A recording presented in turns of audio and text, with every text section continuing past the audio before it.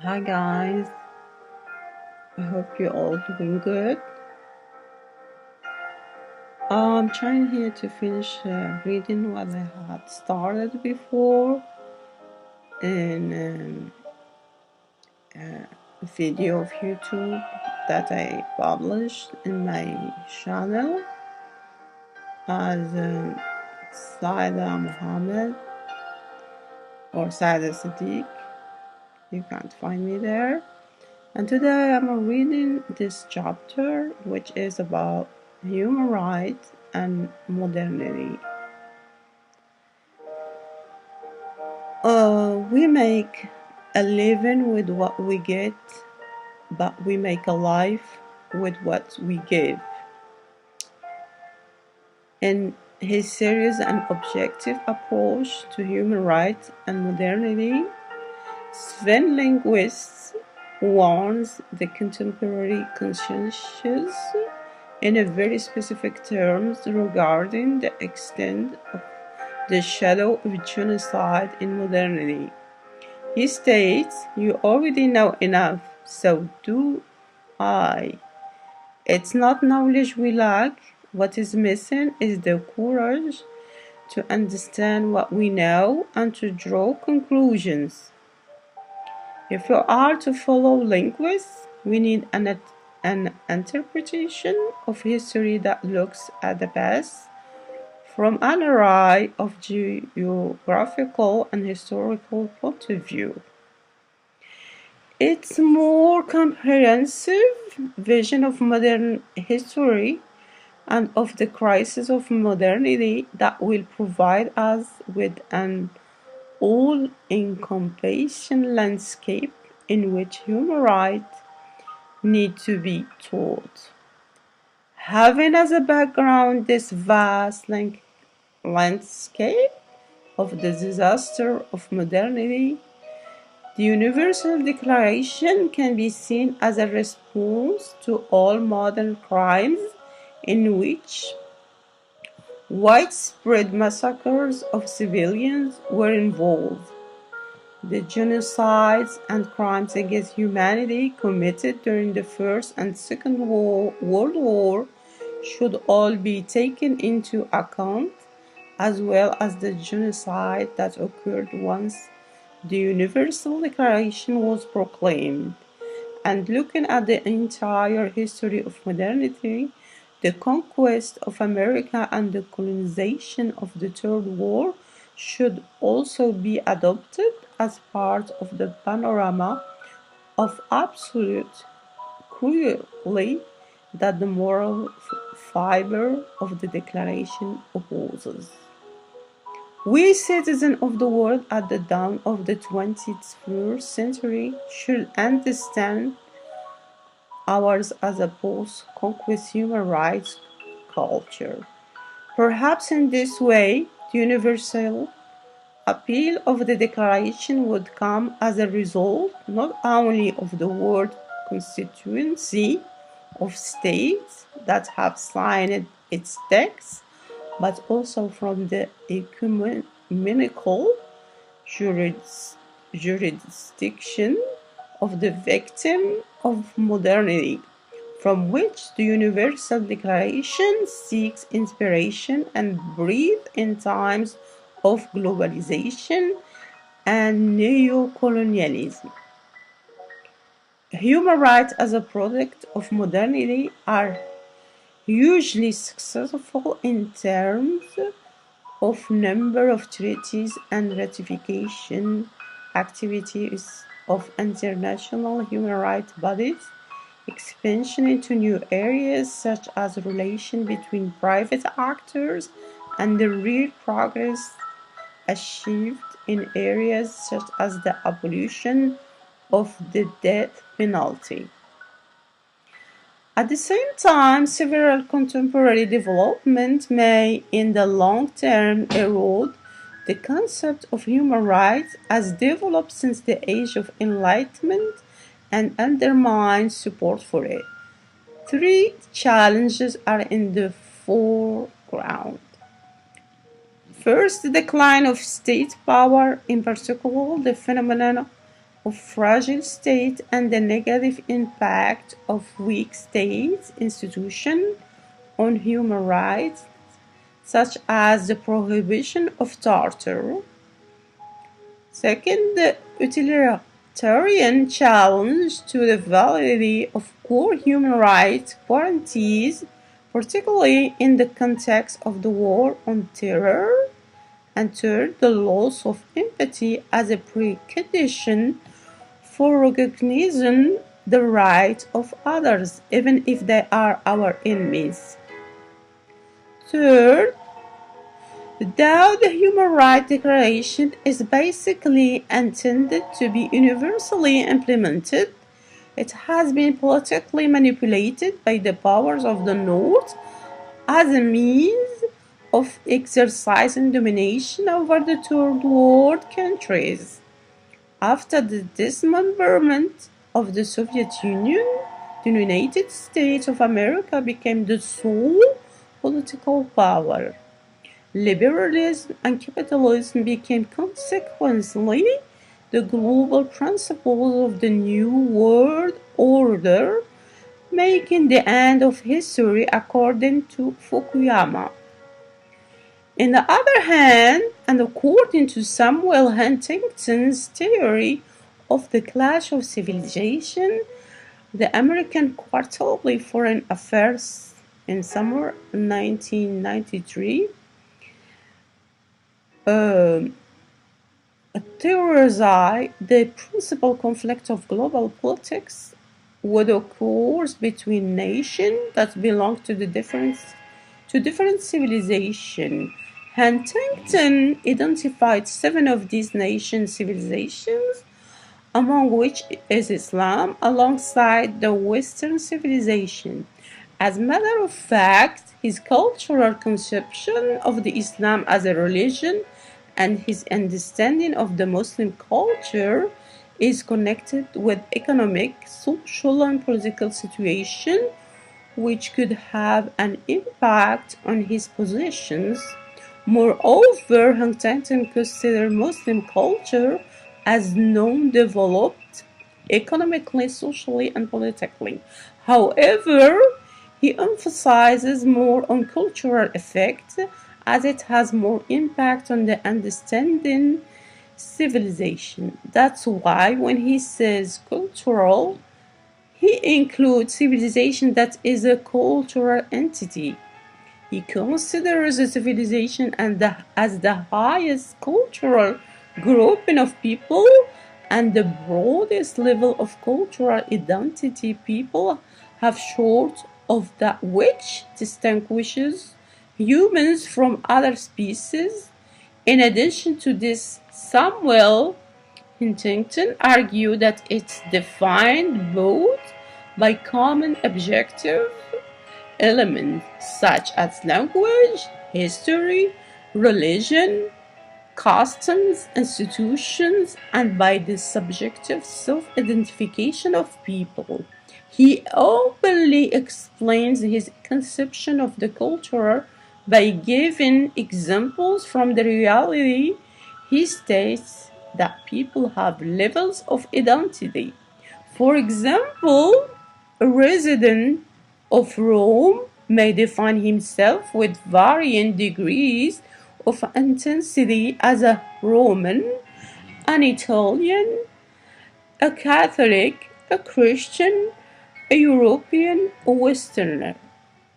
The civilization to which he belongs is the broadest level of identification with which he intensely identifies. People can and do redefine their identities, and as a result, the composition and boundaries of civilizations change. The question is not whether this view is valid or not. The more important is the reference made to global conflict, a reference that points to the dilemma third world countries have with regard to human rights. For the majority of the people in these countries, who suffered and still suffer the consequences of the imperial and colonial exploitation of their resources. The Human Rights Declaration is understood as a Western product aiming at protecting the welfare of the Western citizen at the expense of the welfare of the non-Western nations. This understanding is supported by the socio-cultural level maintained in these societies, a cultural level which has not yet reached the cultural standard of modernity and modern values. Moreover, cultural diversity, which is used by military or semi-military governments of the Third World to justify their totalitarian political system, is also used to justify the difficulties of the implementation of human rights.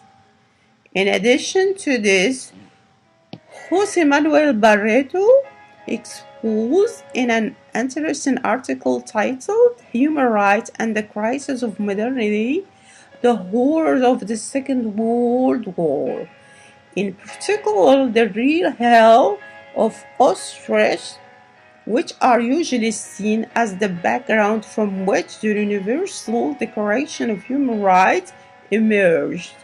He is considering the era we live in as a post-Holocaust human rights culture. Indeed, it was in this spirit that the 60th anniversary of the declaration was commemorated last year, such as a contextualization of international human rights law is sustained by a certain interpretation of the crisis of modernity. Critical theory and postmodern philosophy from Adorno and Habermas to Derrida, Lyotard, and Agamben share the assumption that Auschwitz occupies the place of the founding event of our times. Thus, the Holocaust has been adopted by the European intelligentsia and the dominant historical consensus as the event that incarnates the crisis of the modern age. The killing of more than 6 million people in the Nazi extermination camps meant that modern culture produced the opposite it sought, and as a result, civilization collapsed. When speaking about modernity, it is always referred to the industrial period when the human civilization reached its ultimate progress in the West. On the other hand, for the Eastern civilization, it is very appropriate to speak about the kind of modernity Islam brought to the world in the 7th century to explain how this modernity was carried out and developed by Muslims till the 12th century. Nowadays, Muslims, however, are very reluctant to accept contemporary modernity on the grounds that most of its values contradict Islamic values, or that they rather stem from human legislation, while Islamic values are originated in divine revelation. The problem here is not religious or theological, but it is rather a socio-cultural and political problem.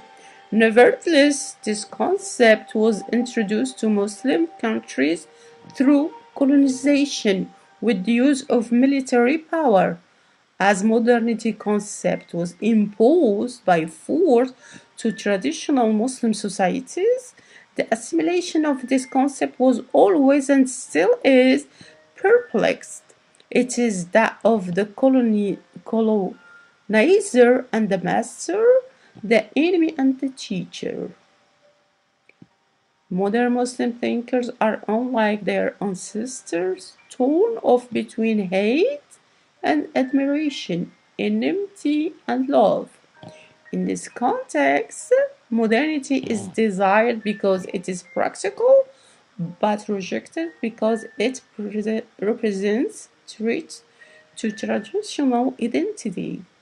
As a matter of fact, the image of West, as projected in literature and perceived by the elites, constitutes an essential element in studying the problem that keep the distance and maintain the difference.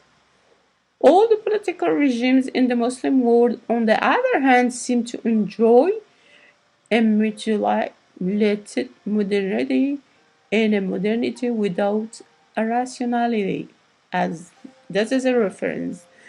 Even with the case of Turkey, the only Muslim country even ever to claim to be a secular state, modernity is under military censorship. The absence of the civic society institution, which is the only insurance for its continuity, is a very remarkable symptom of the mutilated modernity. In addition to this, the concept of modernity in West is connected with the industrial evolution in Western civilization. For that, huge changes have occurred in economy, mode of production, social values, and political institutions. In this copy of modernity, individualism is always considered as threat to the community's solidarity, although it emphasized in the original essential text of Islam. Theoretically, human rights are absolutely universal as model, principle, and ideals.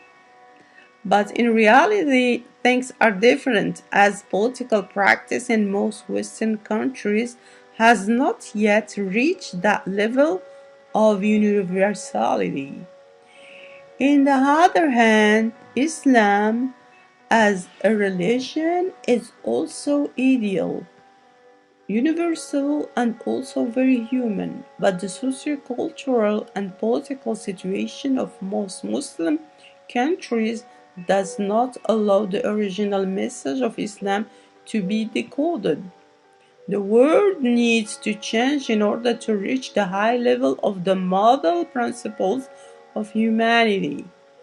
A cultural network of intellectuals should carry the responsibility of creating humanitarian values worldly likewise, equality, justice, and the freedom between nations and culture.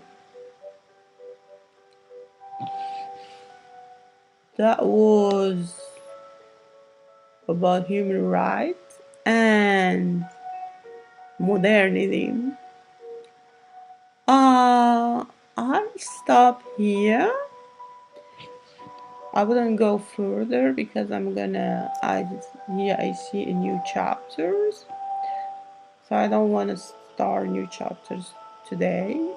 I will do it another time, and I give you this gap of time for you to watch or listen to this, and you can leave your comments if you subscribe to this channel, and you can by doing so leave your comments. Thank you for watching. I hope you get some information from what I have searched for some time. I put all my time and energy and efforts in searching and trying to put these ideas and my own together so I can write a book like this one. And I really appreciate if you watch and get me your comments so I will take in consideration in my future career as a writer. Thank you for watching and enjoy your day. See you.